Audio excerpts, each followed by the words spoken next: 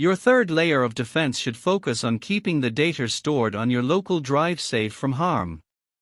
This is where you most likely store things like your photos, your music, work documents, and so much more. It's your digital home and you can't help but feel protective about it, as you should. So here's what you can do to ensure that your data stored locally will be safe against the last attack vectors that may slip through the first two layers of protection.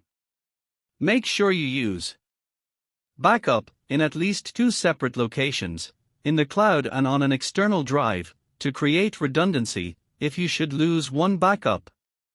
There's always another one, so restore your data from encryption to protect your data from being modified, stolen, or infected with malware.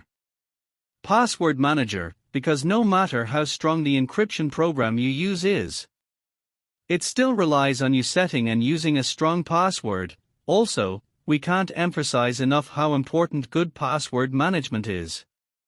Antivirus, we've mentioned this one before, but it applies here as well, because it will look at your files and see if malware is present on the system.